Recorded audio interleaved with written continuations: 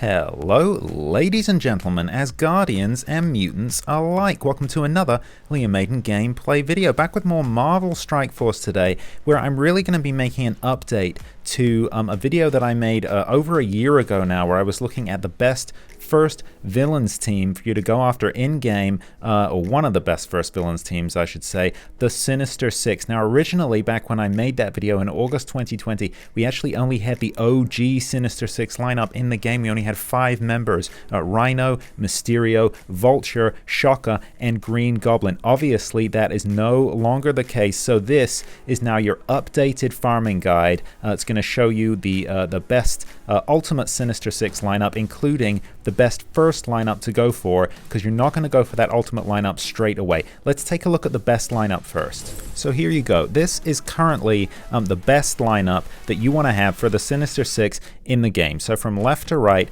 Rhino, Electro, Doc Ock, Swarm, and Mysterio. This is the best combination of Sinister Six tunes to go for to maximize the synergy between characters. Now, a lot of this comes down to Doc Ock. He's really the character that makes the Sinister Six the Sinister Six. Obviously, his special allows him to call in the missing member of the Sinister Six, so you are actually fighting with 6 tunes, but he also adds a ton of survivability to this team, which otherwise can be a little glass cannony, a little noodly. So he really gives that extra sustainability to the Sinister Six squad. But you can't get Doc Ock through farming. He's a legendary character, and in order to unlock Doc Ock, you need to get your X Factor force up. I've made a video about unlocking Doc Ock. I'll put a link in the top right hand corner and down below. Check that out if you haven't already. But for that reason, he's not really a viable character to be going after first. You can't have him in your initial lineup. So although we're going to be building this lineup on the assumption that we are going to get Doc Ock further down the road, let's take a look at the 5 first Sinister Six characters you want to go for. Number 1 is Rhino. You need your tank. Now, I don't necessarily recommend spending T4s here. I did a long time ago when the viability was different, but if you're going to, I'd put it on his passive Rhino hide there just to increase his health and protection. The good news is Rhino's very easy to farm. You're going to find him here in the Blitz store. 500 credits for 5 shards. You're going to get a ton of that Blitz money because you should be blitzing several times every day. Super easy to farm. Go after Rhino first. Second, we've got Swarm. A very powerful attacker, really comes into his own once you're able to add Doc Ock to the lineup there, and he can feed him all that additional energy, the charge that he needs in order to stop from killing himself, which is one of the slight downsides with this character, but really you're not going to run into that. Sinister Six is all about powerful attack and sustain. You're not going to really have battles lasting long enough that any of that mechanic with Swarm comes into play. Again, you don't really need to T4 this character. I threw one on his passive, but not really necessary. Now, you're going to get Swarm from the Arena store. He's been added to the Arena store. So again, this is currency you're getting by fighting every day in the arena. You need to do your 2 battles minimum. You want to be doing that at least maybe 3 or 4 to make sure you keep a good position in that store, and you're going to spend this currency. 500 of it is going to give you 5 shards. Now, Swarm is one of the newer characters for Sinister Six. He wasn't available in my last video. He's really crucial to the lineup. Definitely get yourself going after him sooner rather than later. Next, our second new entry on the list is Electro. Now, I really love Electro. She's probably my favorite member of the Sinister Six. I love her AoE, and I love her ultimate ability, her passive rather, which gives her an extra attack on the enemy. So when she's got full charge, she attacks the weakest enemy. You might want to throw T4s on there, but honestly, again, not necessary. She's an awesome character. Now, farming her, this is where things get a little bit tricky, because you're going to notice she's also in the Blitz store along with Rhino. You can see him in the bottom right hand corner there. Now, generally, I love characters that are in the stores because they are so easy to farm, but the problem is we definitely want both Rhino and Electro on our Sinister Six lineup, so you're going to have to be a little strategic here. You're going to have to switch your currency between those two because you've got two characters to farm in the same store here. You're going to have to work to make sure you bring both of them up to a decent star level. They're definitely both worth having. Now we're back to Mysterio, the final member on our ultimate list with Doc Ock, and the second member on our 4 of the first characters that we've looked at to go for so far, and he of course was on the original list before. Again, you don't necessarily need to spend any T4s on him. I've thrown one on his ultimate there just to try and spread around a few more of those debuffs. Also really love the animation there, but he's a crucial element to the final lineup, so you do want to go after him as well. Now, he's available in 2 places. First is the raid store, but the raid store is a roving store, so characters move in and out there. So when he's available in the store, this is currency you're getting from taking part in raids through your alliance. It's 1400 raid credits for 5 shards. Now, I love characters that are in this store. You probably are going to build up a lot of raid currency, so it's very easy to just kind of passively be spending this additional currency on Mysterio shards in the background. A lot of other good characters move in and out of the store as well, so keep an eye out there. But Mysterio is also available from a farmable node. Heroes Assemble 2-3, Chapter 2, Node 3. That is a very accessible Heroes node, and it only costs 12 energy to farm him. So, you know, we've already got 2 characters in the same store, then you're getting Swarm from the Arena store, and then you're going to be farming Mysterio from that hero node. So great. We've got the 4 characters that we need to ultimately make this best Sinister 6 lineup when we can farm our legendary Doc Ock. So who are we going to go after now to have as our 5th member, our 5th initial member, our stand-in for Doc Ock? Let's take a quick look at our options here.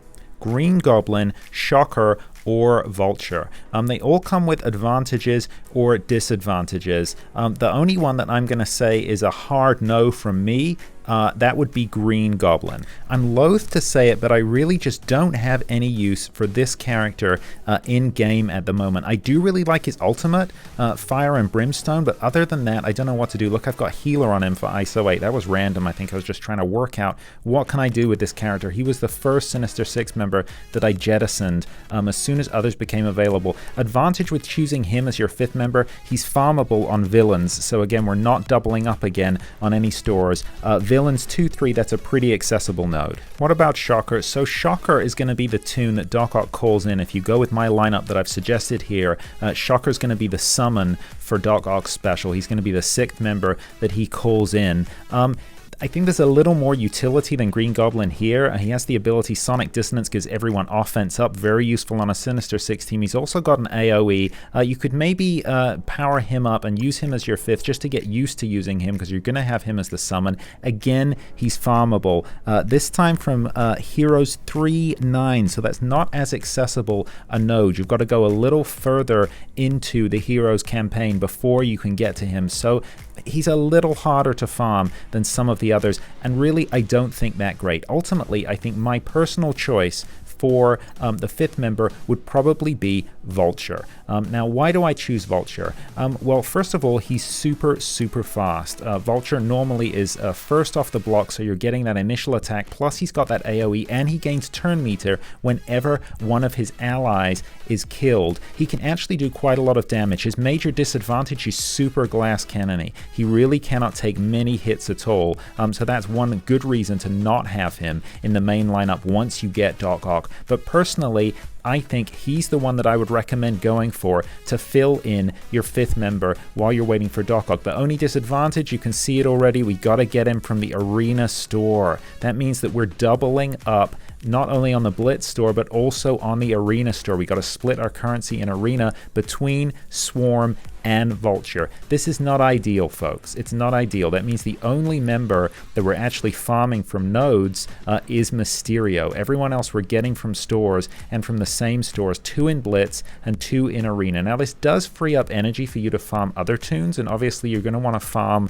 far and wide to get your heroes and villains rosters just as large as possible with viable tunes early on. But this is a little bit annoying. It's less than ideal. However, I think he's a much better tune than the other 2 alternatives, Shocker and Green Goblin, so that would be my recommendation. So the initial team that I would go for is Rhino, Swarm, Electro, Mysterio, and Vulture. Obviously in the background you want to be using that energy you're not using on your node farms to power up your X-Force, because you're going to need them to unlock your legendary Doc Ock. You're going to kick Vulture out and replace him with Doc Ock so that you have one of the best villains teams, early villains teams in the game. Now, if you didn't check out the video that I made, my initial video on Sinister 6 and why I think they're a great choice, those reasons still stand. They are easily farmable and accessible characters. They do have a ton of synergy,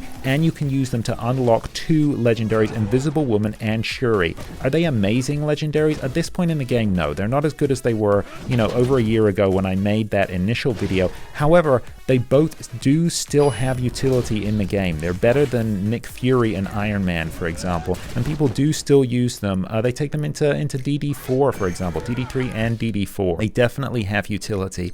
For that reason alone, I think Sinister 6 is definitely a worthwhile team to go for. But what do you think? Do you agree with my choice? First of all, do you agree that Sinister 6 is a good team to go for early in the game as one of your first villains teams? Secondly, do you agree with my choice of my initial 5 characters? Let me know in the comments down below. Thoughts, comments, criticisms, always welcome. Well, thank you for being a part of this journey with me today. It's great to have you along for the ride. If you have found this video informative or entertaining in any way, please consider giving it a like, a thumbs up down below. I really do appreciate it, and it helps out the channel. While you're here, why not consider subscribing to Liam Aiden Gameplay? I drop new gameplay videos for Marvel Strike Force and Star Wars Galaxy of Heroes every single week, and I would love to have you along for the ride. That is all from me today. I'll see you in the next one. In the meantime, look after each other. And remember, with great power comes great responsibility.